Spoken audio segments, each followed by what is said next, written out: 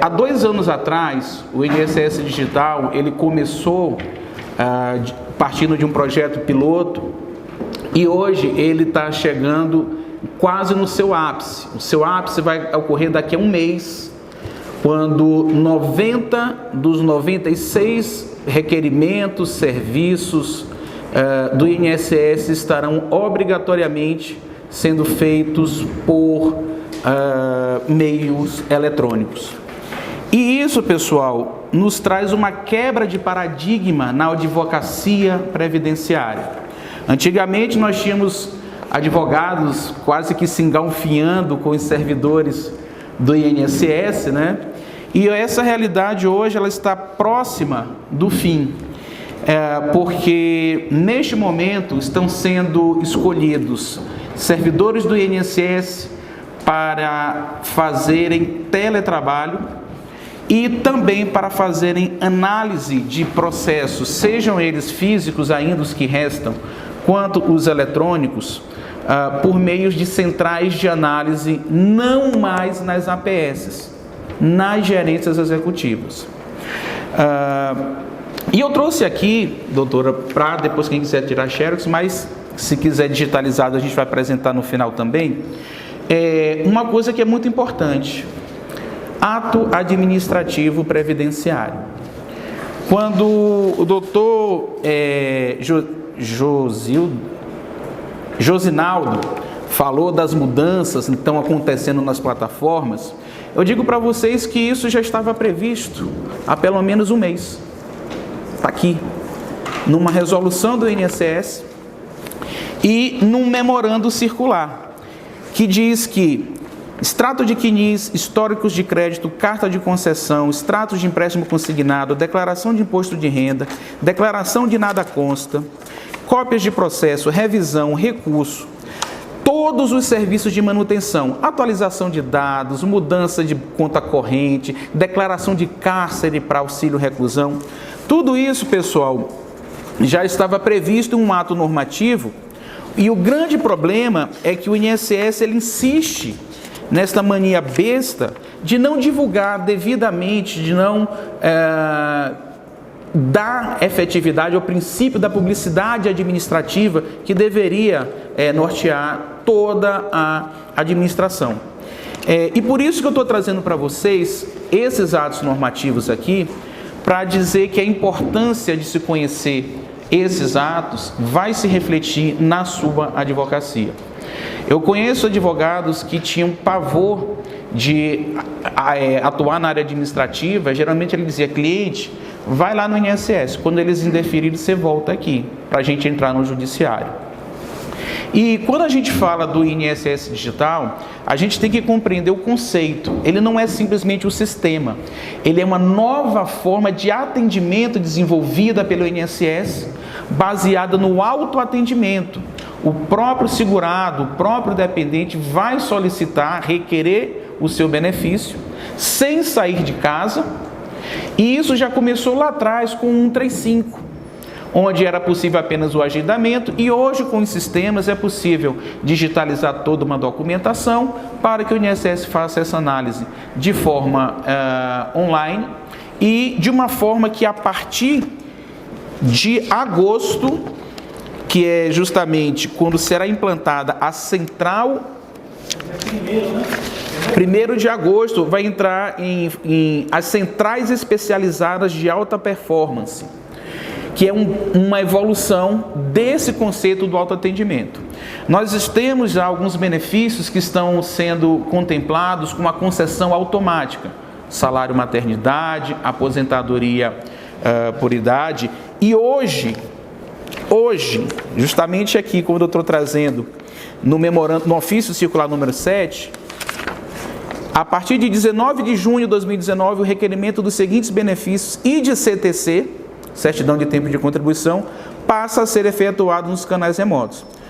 Todas as aposentadorias, exceto a especial e a por invalidez, todos os benefícios assistenciais, auxílio reclusão, pensão por morte, aeronauta gestante, pecúlio, que é um benefício que você só consegue judicialmente, que já decaiu, pensão por morte, salário maternidade. Então veja, a atuação do advogado previdenciarista, principalmente a partir de agora, vai ser no sentido de que o seu escritório é a agência do INSS do seu cliente. Todos esses serviços, pessoal, se o cliente for presencialmente, ele vai ter a primeira recepção vai ser: o senhor agendou? O senhor já requereu pelo meu INSS? Eles não vão atender, vão dar dificuldade de dar informação, e no máximo eles vão gerar uma senha do meu INSS, dar para o cliente, para ele ir lá, entrar, e ele vai dizer: se vira. Nós sabemos muito bem qual o perfil da nossa clientela: pessoas de baixa renda, de baixa instrução, e o advogado tem que ser, além daquela pessoa em que ele tem que confiar, tem que ser um parceiro nesse sentido. E desde a decisão do STF, que falou que para qualquer ação de concessão você previamente tem que ter um indeferimento administrativo, existem uma série de nuances a respeito disso. A primeira, pessoal, é como instruir corretamente o processo administrativo, porque caso você não instrua, alguma documentação faltando, etc. e tal, e você for para o judiciário com essa documentação que faltou, o juiz ele vai extinguir seu processo sem resolução de mérito. Porque é isso que o STF falou: se um fato novo não for apreciado pela administração, você não vai demonstrar o interesse de agir. E o âmbito do alcance do processo administrativo, ele não está restrito ao indeferimento ali na agência do INSS, quando você recebe o indeferimento via o sistema do advogado. E vamos começar a utilizar a nomenclatura correta, chama-se SAG, que era o antigo sistema de agendamento, e hoje ele evoluiu e é o responsável pelo reconhecimento das regras de negócio, pelos requisitos para a concessão do benefício. Então, quando você entra no SAG, entidade, que não é só o advogado, mas qualquer outra entidade pública ou privada pode fazer esses acordos de cooperação técnica, vocês têm uma possibilidade muito grande e uma oportunidade ímpar, porque aqui, doutora Viviane, foi que nasceu o projeto embrionário do INSS Digital, onde advogados que estavam na comissão fizeram uma proposta ao INSS, porque era uma situação em que nem os servidores gostavam de atender o advogado, nem o advogado gostava de ir à agência, né? E aí foi uma parceria muito profícua, onde os próprios advogados começaram a mexer no piloto do sistema, dando sugestões, fazendo sugestões de melhoria, e nós chegamos hoje onde estamos. E para falar então dessa nova forma de advogado, desse novo paradigma, eu convidaria todos vocês, alunos que já foram, que são, a olharem um pouco mais nessa questão dos atos administrativos e dos procedimentos, bem como ampliar a sua visão para o órgão, não porque eu estou lá, onde também o doutor Washington já passou, que é o Conselho de Recursos da Previdência Social. No judiciário nós temos a vara ou o juizado, né? Nós temos a segunda instância, o tribunal, a turma recursal, nós temos o STJ, nós temos o STF. Em um comparativo, eu diria que o INSS é a vara ou o GEF, é apenas a primeira instância. Depois disso, você tem uma segunda instância chamada Junta de Recursos no Conselho de Recursos da Previdência Social, que equivaleria à turma recursal ou ao tribunal, onde essa primeira instância tem a sua decisão revista. Além disso, você tem uma segunda instância, seria o STJ, que são as câmaras de julgamento. E quem está em Brasília é um privilegiado, porque aqui todas as 4 câmaras de julgamento funcionam aqui em Brasília.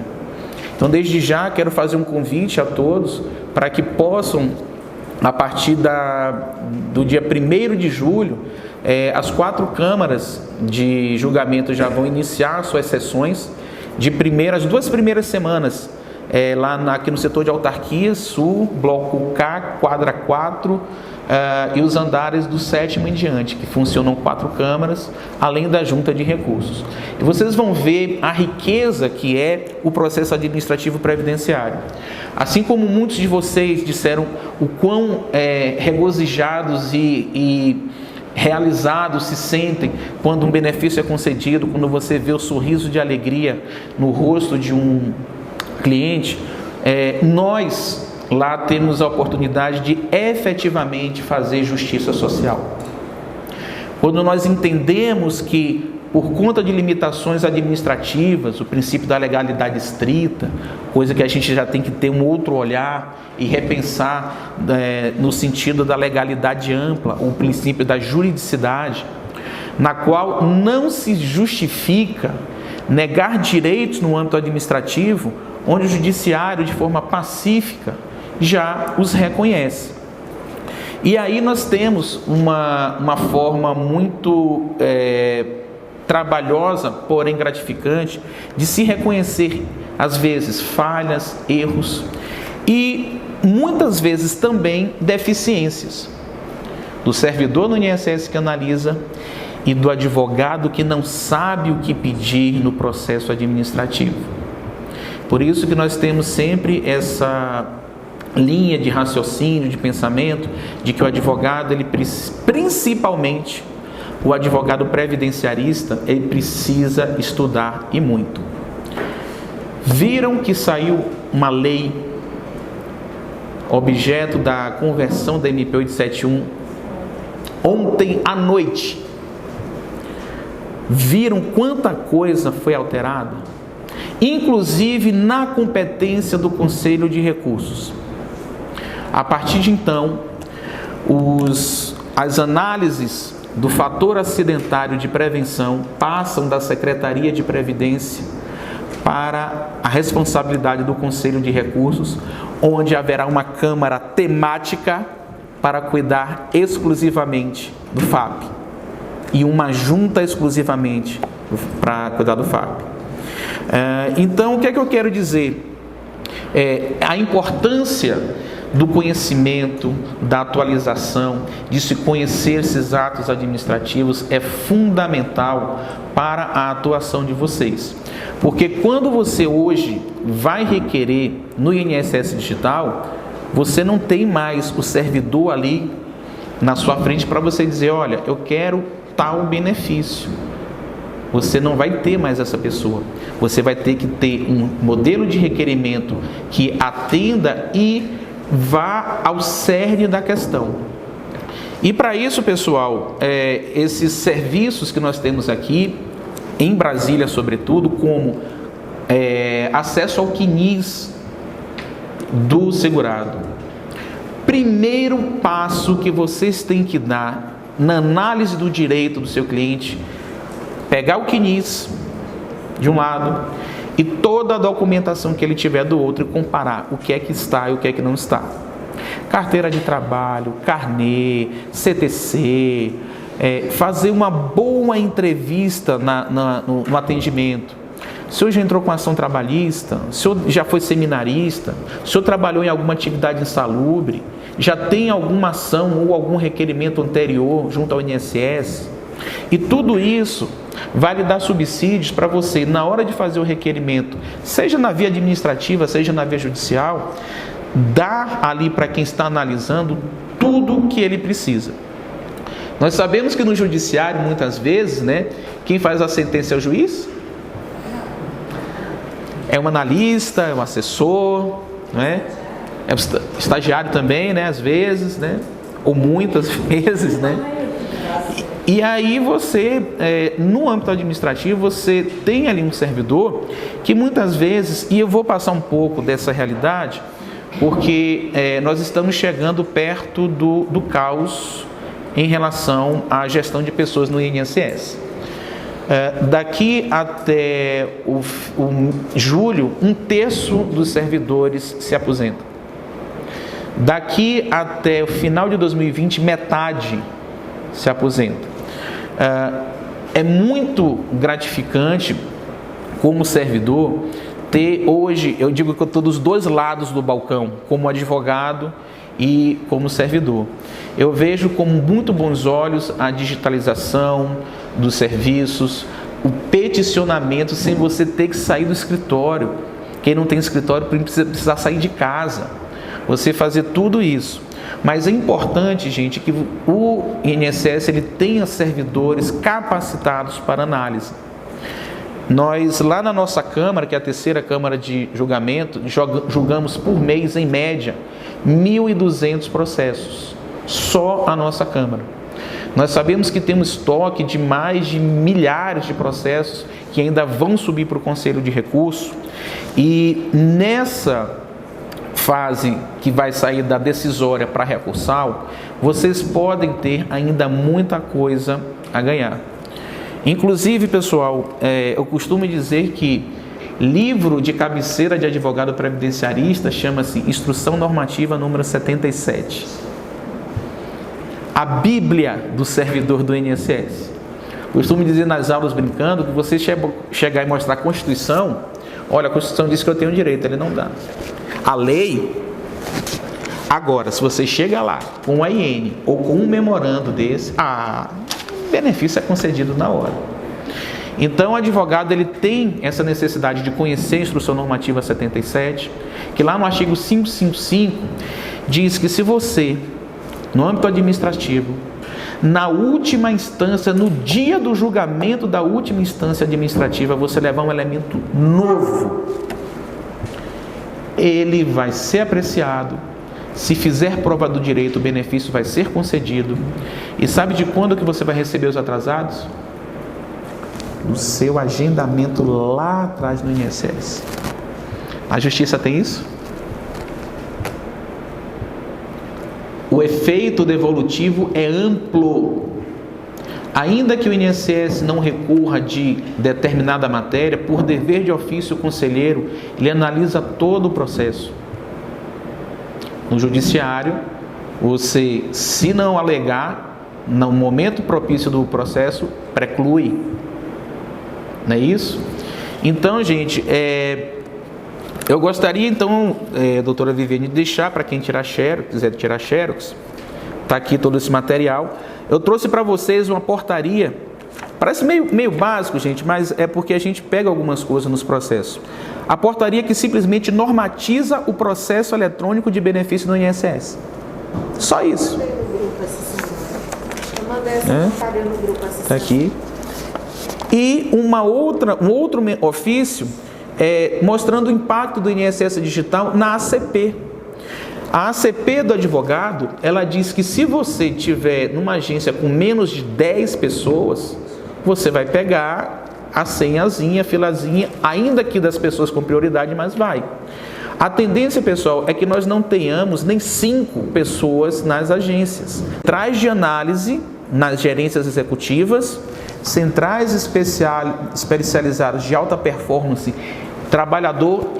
servidor trabalhando em casa, você não vai ter mais pessoas na agência. Então, o seu peticionamento administrativo, ele precisa ser correto, ele precisa ser claro, objetivo e sempre destacando os itens. O que é que você quer para reconhecer aquele direito? Não precisa fazer um requerimento muito longo dizendo que a aposentadoria especial está prevista no artigo 201, parágrafo 1º da Constituição, detalhada no artigo 57 e 58 do 8.213, no artigo 64 e seguintes do decreto. Ele não quer saber isso, ele sabe. O que é que você quer reconhecer no direito a uma pensão, a dependência econômica, a união estável?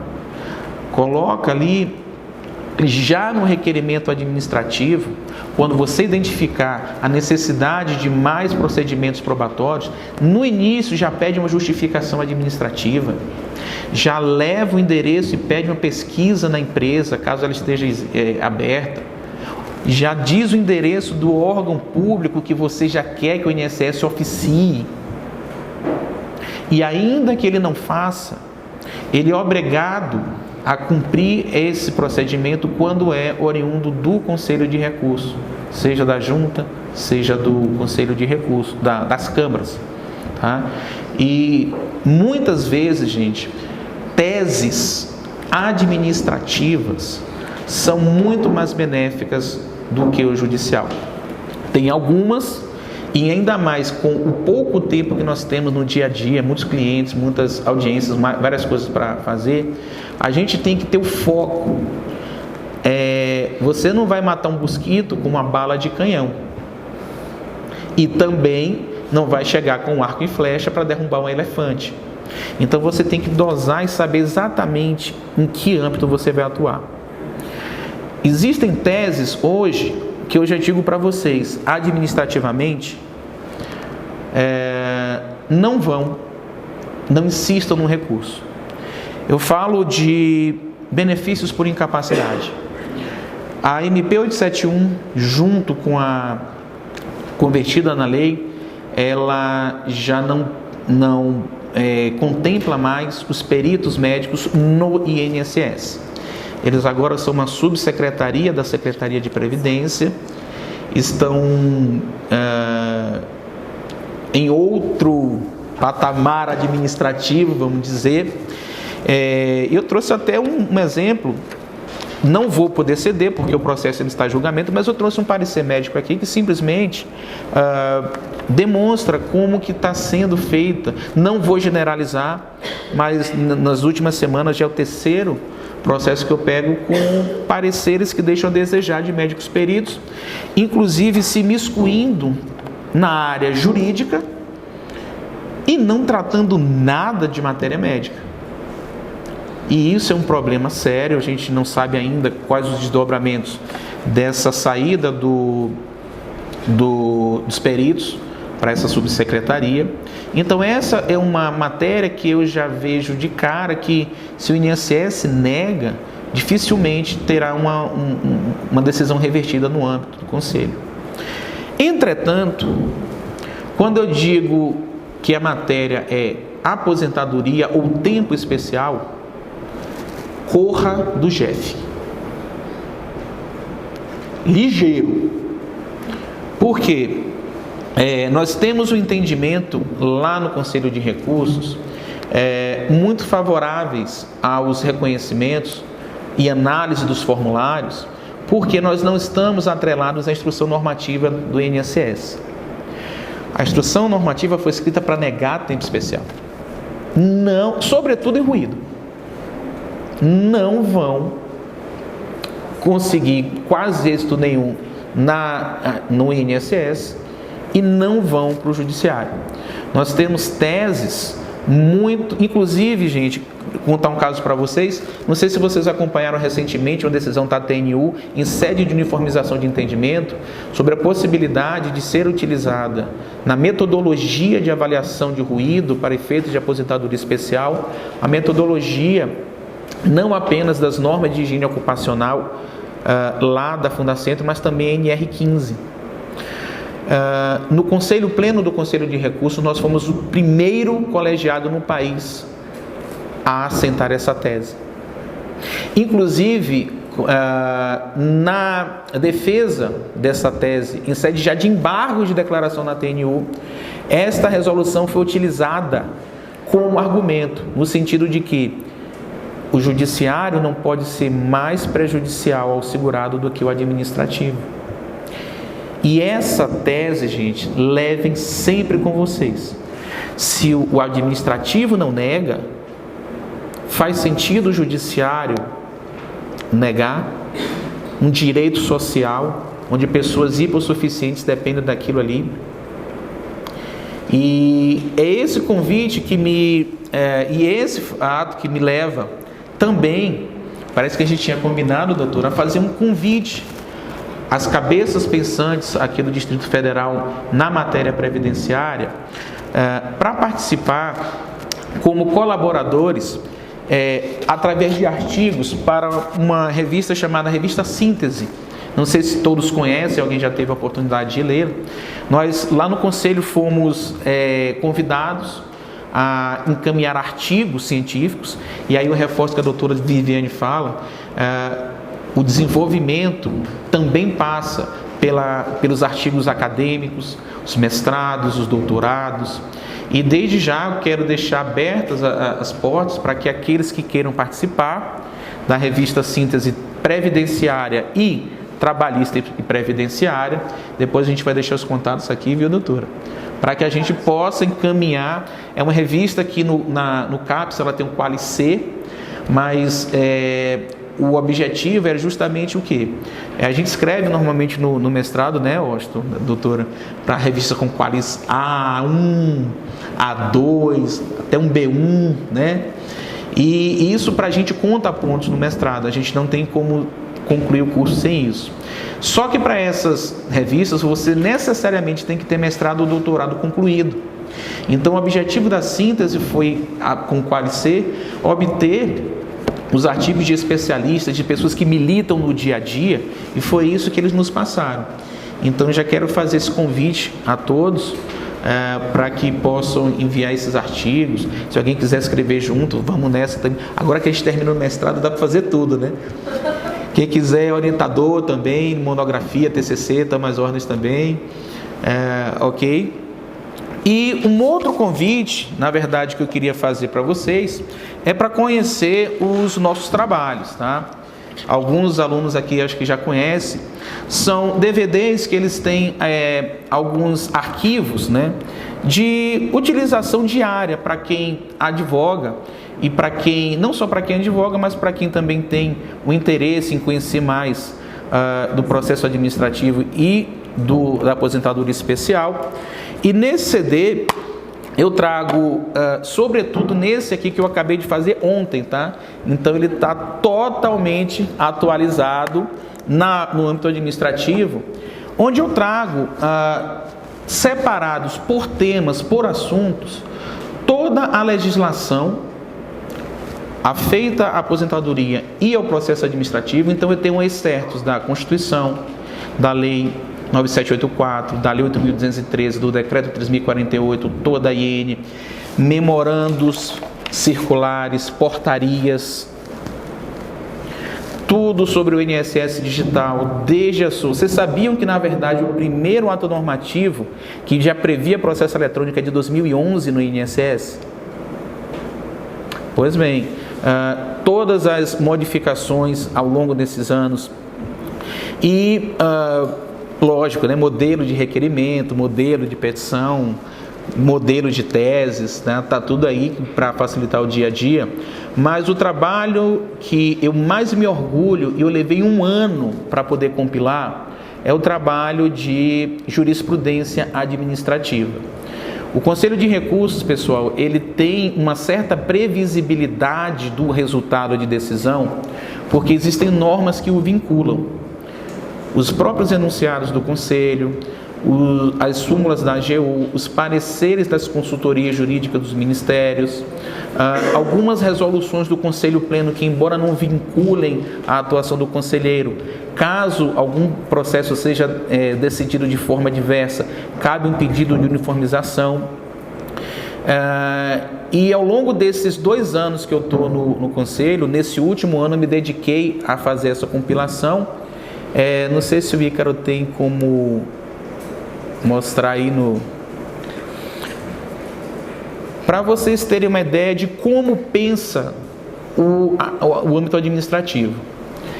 Então, vocês estão vendo aí direitinho? Dá para ver? Ícaro, por favor. Opa, sumiu.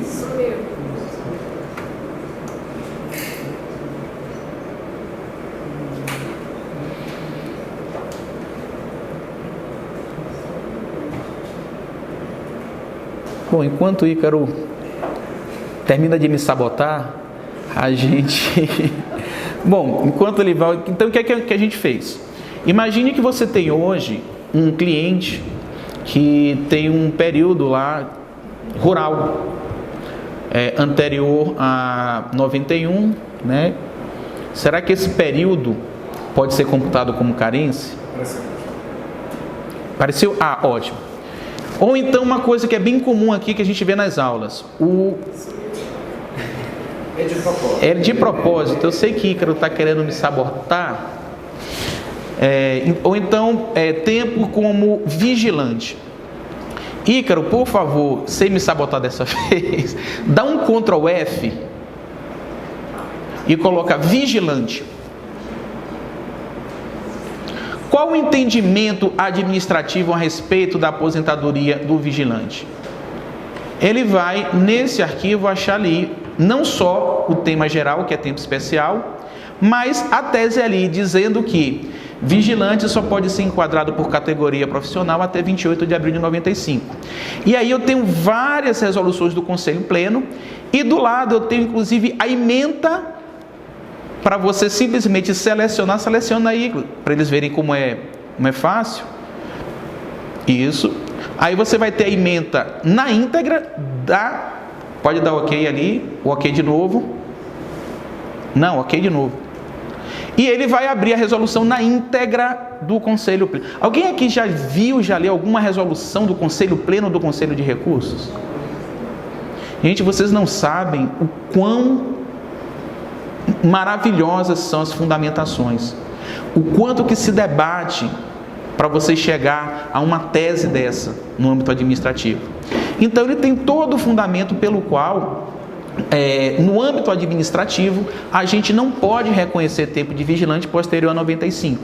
Esse é um caso de você já pegar sua cartilha de deferimento e ir logo para o judiciário, onde nós sabemos que o STJ, em sede de repetitivo, disse que é meramente exemplificativa aquela relação de não é taxativo, então você tem a possibilidade. E recentemente o STJ, num pedido de uniformização entre decisões da TNU e do STJ, o ministro Napoleão decidiu que o vigilante não só pode ser enquadrado até os dias de hoje, mas ele não precisa de porte de arma de fogo. Caso de vigilante, vocês vão para o administrativo ou para o judiciário? Beleza. Ícaro, volta lá por gentileza e coloca metodologia no Ctrl F ali.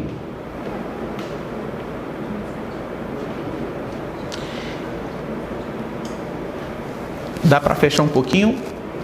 Olha, ali está dizendo que o laudo técnico extemporâneo pode ser utilizado para reconhecer atividade especial. No INSS, nem pensar você reconhecer um tempo especial por laudo extemporâneo. E logo ali eu tenho as resoluções e vai mais para a última coluna, eu tenho a ementa para você simplesmente fazer o Ctrl+C, Ctrl+V e fundamentar o seu requerimento administrativo.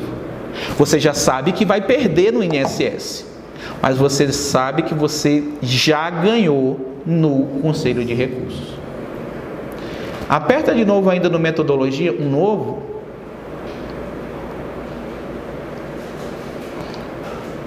Ali, no anterior.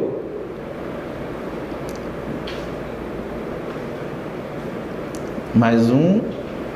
Independentemente da metodologia utilizada para aferição do ruído,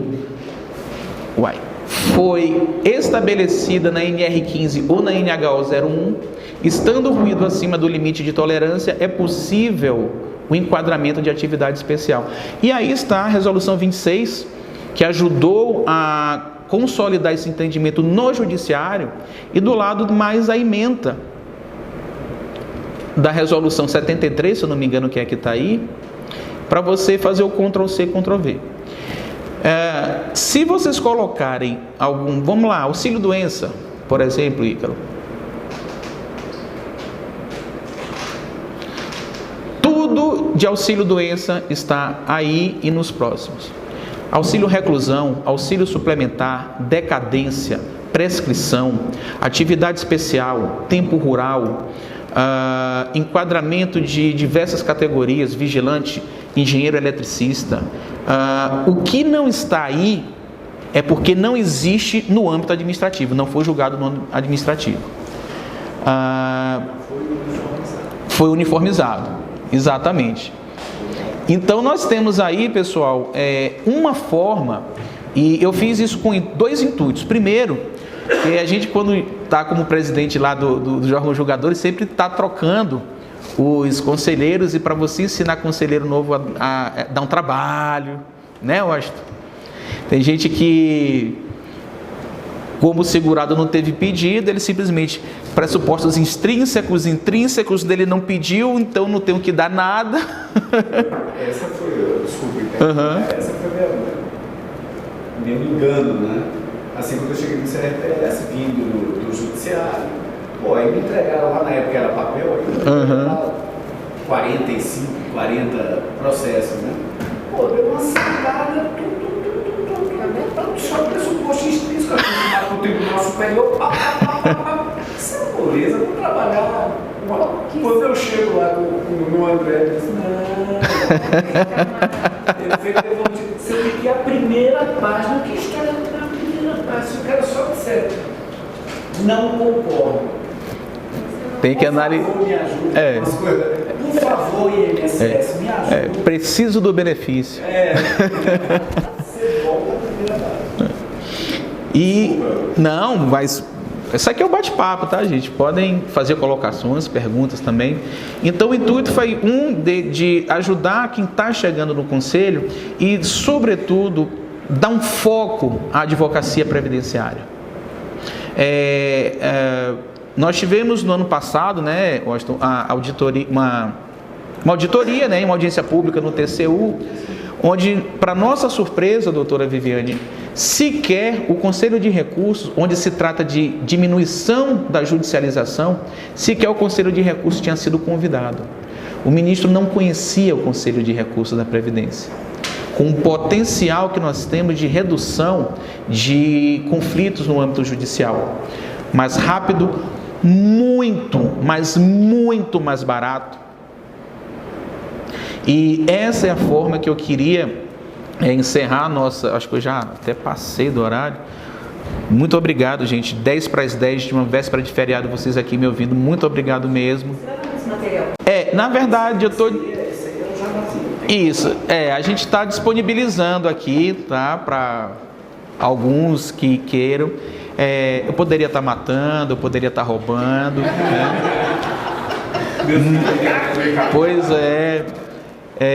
Eu não tenho ministro para comer lagosta, caviar, essas coisas, mas um pão com ovo, né?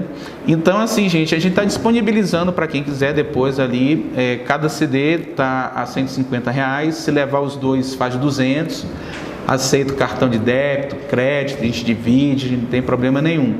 Mas é um trabalho, inclusive, eu trouxe até mais, gente.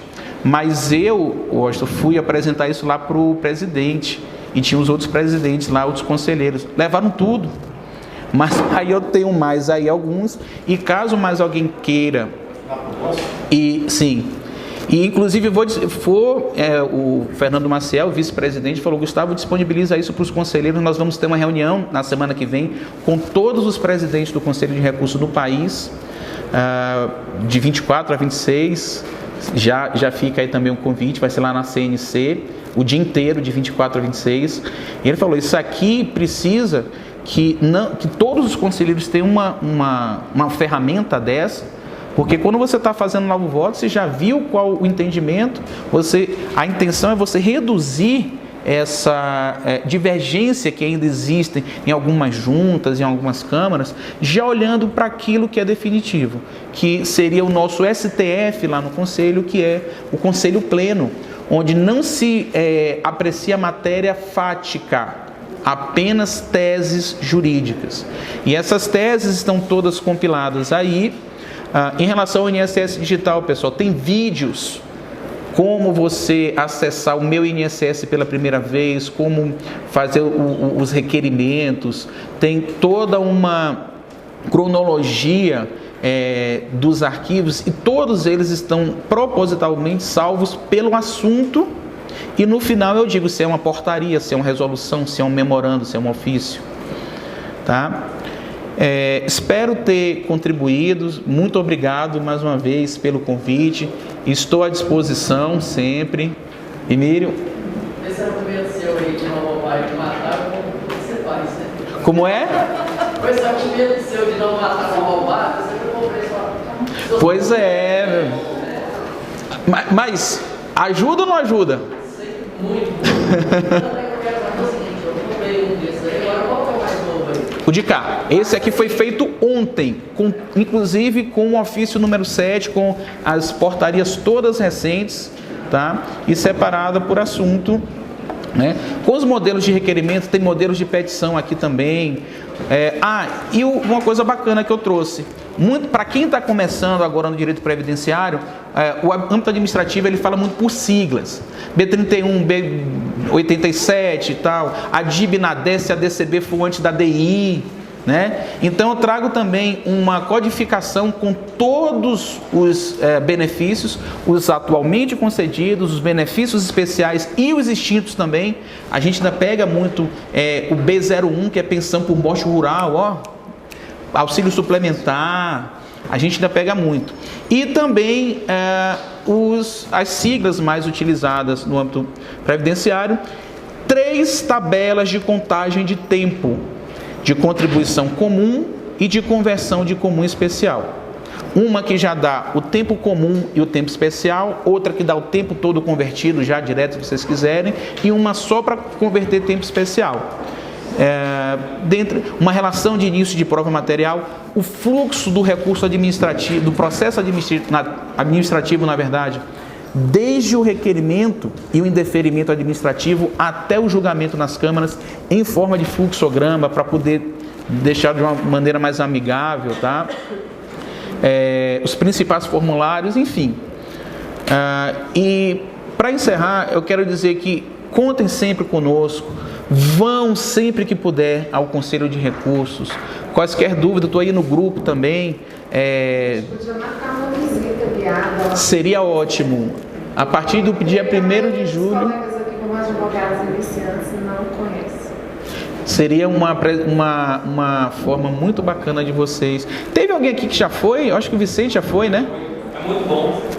E é tranquilo mesmo. Uma coisa que me falaram, não tem advogado que faz de toga, que não sei o que, que não precisava disso. Aí quando cheguei lá, uma coisa bem tranquila. É simples, não é formal. Exato. Princípio do informalismo procedimental, até nas roupas da gente, né? E é muito. Fiz conferência, teve debate entre os membros, foi muito enriquecedor. É um tribunal, gente, administrativo, mas é um tribunal. E eu tenho certeza que com essa atuação, vocês conhecendo mais, eu brinco até nas aulas que a gente dá, que o processo administrativo tem 5 fases, né? Se você for computar a inicial, a instrutória, a decisória, a recursal e a de cumprimento de decisões, que é uma fase que, enfim, hoje não está muito efetiva, mas a gente está lutando para que ela venha a ser. As 3 primeiras são no INSS. Aí quando eu termino a fase, eu falei, agora vamos separar os homens dos meninos, que agora quem decide nessa bagaça é o Conselho. E o INSS, ele não tem como se excusar de cumprir as decisões do Conselho, salvo se couber algum incidente processual, uma revisão de acordo, um embargo de declaração. Mas por isso que o foco é terem o INSS como limitador através de memorandos desses atos normativos que vocês têm, e vocês terem no Conselho de Recursos um tribunal administrativo barato, célere, com corpo altamente especializado. Quem está lá não é nem que queira, ele não tem tempo para fazer outra coisa a não ser os processos previdenciários. Tem um limite mínimo de produção, onde eles fazem, tem um limite máximo de estarem com os processos, por isso que ele é célere. Nenhum conselheiro pode passar mais do que 60 dias com o processo, sob pena de perda de mandato. Então acho que vai ser bem bacana a gente marcar essa visita, doutora. Vou ficar muito feliz. Vou levar isso lá para o nosso presidente Marcelo Boss. É até bom para estimular e vocês conhecerem, saber como funciona, né, para ter vontade. Né? A gente precisa de estímulo. Presidente, essa é uma proposta interessante de a gente fazer também o contrário. Que tal a gente começar a, nas faculdades, fazer uma palestrinha, de repente a gente pode fazer uma dupla, divulgando o CRPF. Ótimo. Pegando ali nos últimos Sim. semestres e tal, até para incentivar esse tipo de coisa. 152 milhões % de apoio. Doutor Gustavo, muito obrigada.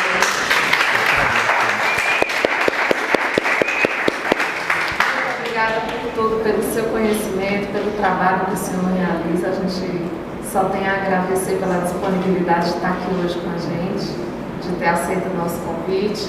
Agradecer aos colegas por estarem aqui até uma hora dessa, né? Hoje o encontro foi muito válido, graças a Deus.